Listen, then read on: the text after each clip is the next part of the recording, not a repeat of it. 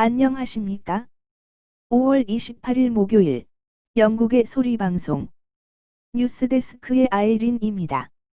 정부의 로드맵에 의하면 펍을 완전히 영업하도록 허락하는 것은 7월로 되어 있는 상태입니다. 펍이 폐쇄된 것은 3월 말부터입니다. 영국 사람들에게 펍은 단순히 맥주를 즐기기 위해서만 존재하는 곳이 아니고 이웃과 소통하고 정보와 즐거움을 나누는 곳이기 때문에 펍의 폐쇄로 인해 가족 간의 스트레스가 늘어나면서 가정 불화를 증가시키고 있다는 보도가 나온 곳은 경찰이었습니다. 보리스 수상은 펍을 6월부터 오픈하도록 허락하기 위해서 관계부처에 현행 2m 개인 간격 규칙을 재검토해 달라고 요청한 것으로 알려졌습니다. 현행 법에 의하면 지난주 수요일부터 비어가든이 있는 펍은 개인 간격 2m 유지 조건으로 영업하도록 조건부 허락이 되어 있습니다. 한편, 전 WHO의 총재였던 캐렐 실커러 교수는 8월부터는 모든 것이 정상으로 복귀될 수 있다고 예상한다면서도 그러나 최상에 대한 희망보다는 최악을 대비하는 자세가 필요하다고 덧붙였습니다. 다음 소식입니다. EU의 마이클 바니의 브렉시트 수석 협상자는 영국의 야당들에게 서신을 보냈습니다. 보리스 수상을 발끈하게 만든 서신의 내용은 영국이 EU 상태를 유지하는 것은 어렵지 않다.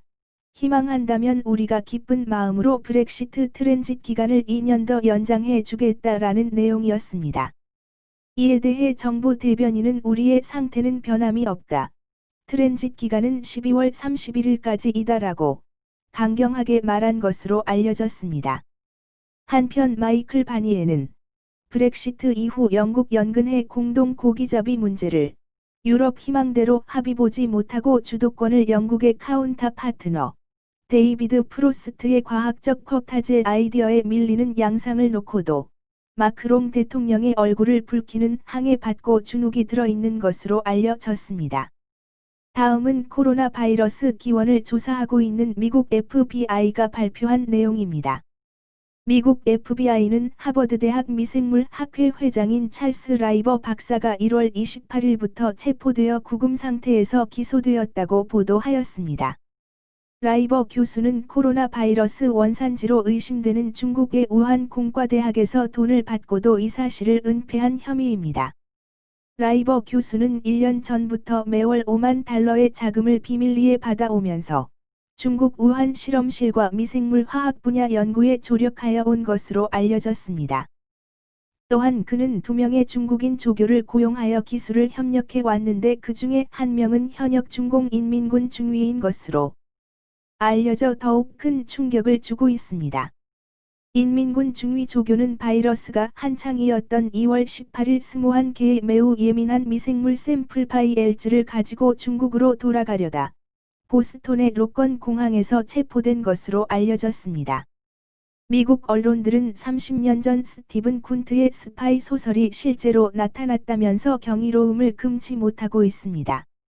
트럼프 대통령이 중국을 발원지라고 비난하자 중국 외교부는 미국이라고 받아치면서 미국의 생트집 잡는다는 식으로 대꾸하자 그동안 비밀리에 조사해온 FBI가 중국의 맹랑한 주장들을 누르기 위해 약간의 정보를 흘린 것으로 보여집니다. 다음은 본방송 박지현 제작팀장이 작성한 북한 관련 뉴스입니다.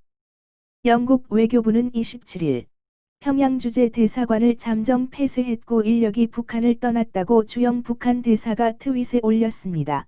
영국 외교부 대변인이 미국의 소리방송과 나눈 자세한 내용을 첨부해 보도해 드립니다.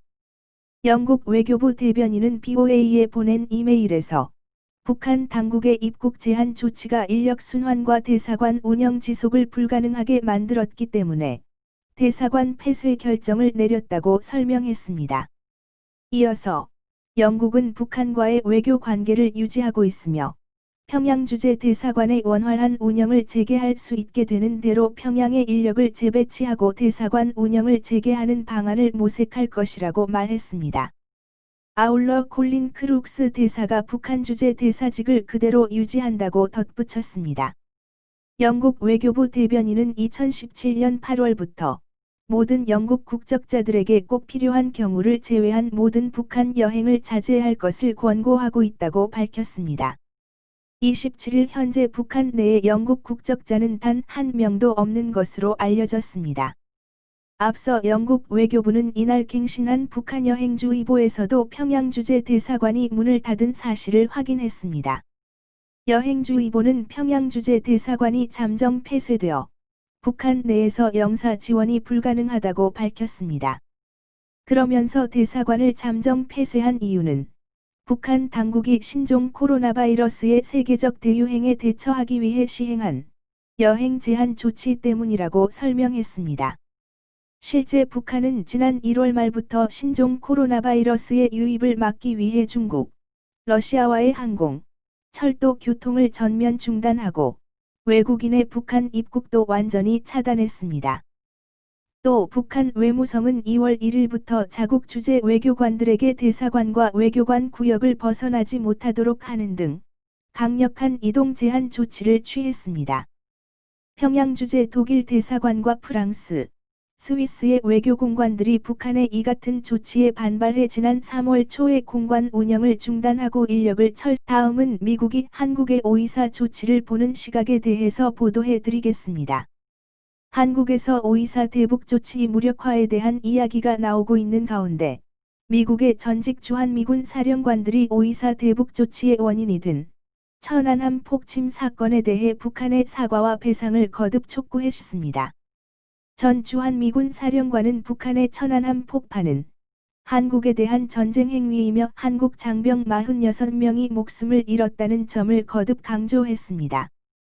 같은 해 연평도를 폭격했으며 이는 한국 영토에 대한 직접 공격이었다며 북한 정부의 사과와 배상을 촉구했습니다.